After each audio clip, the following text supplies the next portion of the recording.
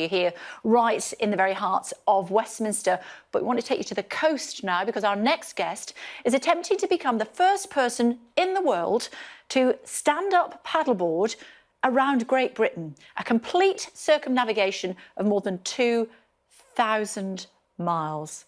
The adventurer, Jordan Wylie, is taking on the task in aid of frontline children and a mission to build a new school on the Horn of Africa. This is what he's done so far. He left Essex Marina at Wallasey Island, and that was on Sunday, the 26th of July, more than 5 weeks later, and he's now paddled his way around much of the south coast. He's now made it to St Austell in Cornwall, from where he joins us this morning. Hello to you. Good morning, Kay. Good morning. How's it going? Yeah, really good, thank you. It's a beautiful day, the sun's shining, and I'm deep in Cornish territory, so no complaints. OK, so how far have you gone so far? So we are just under 800 kilometres now, about 776, I think, at last count. Really making strong progress, and I'll be delighted to get to Land's End. What have been the biggest challenge? You're literally standing on a paddleboard and paddling around. I mean, you've got some pretty big waves, I'm guessing. Yeah, there has been some hairy moments, but obviously, of course, we make a risk assessment every day.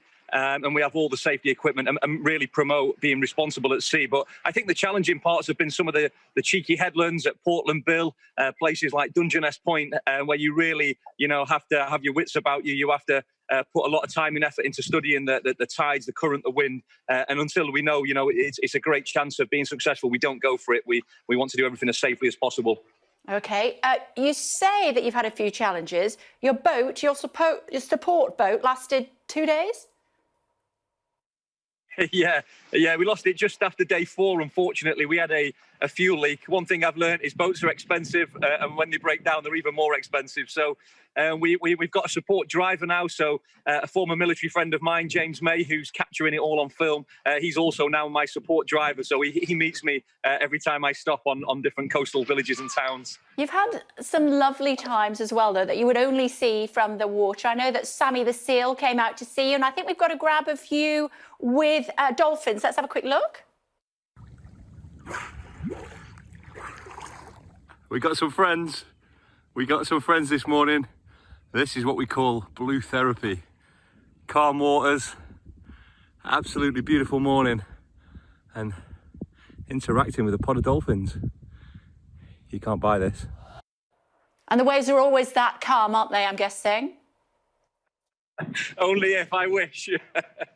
So what happens next? Because you've been in A&E as well, haven't you? Yeah, unfortunately, I had a little incident with a jet skier who was, I think, acting a bit irresponsible. He flipped me off my board and I hit a groin in the sea, which I caught an infection in my leg with the bleeding and got cellulitis, which took me out for about a day and a half. But the lovely NHS patched me up and sent me on my way. So we're back in the game now and making progress. OK, so you're going around Cornwall and then you're heading up the west coast. That's going to be tricky, is it? Or is it when you get up to Scotland that it's going to be the most challenging?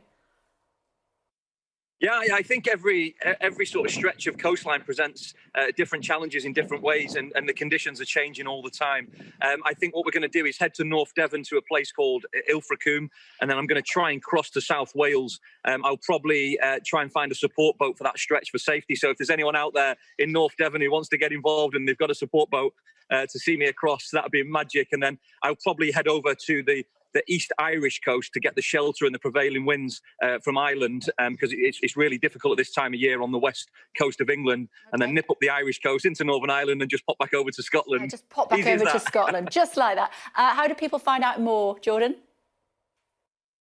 You can track us live at thegreatbritishpaddle.com. It's, of course, 2 main objectives for me. As much as it's a Guinness World Record attempt, that's quite secondary. The main objective is to inspire hope through education to children in war and conflict zones. And secondly, in the UK, to try and inspire through the spirit of adventure, especially the Army cadets, youth organisations and people at school. Get off the iPad, get off the phone and go and have an adventure out there. How much longer is it going to take you?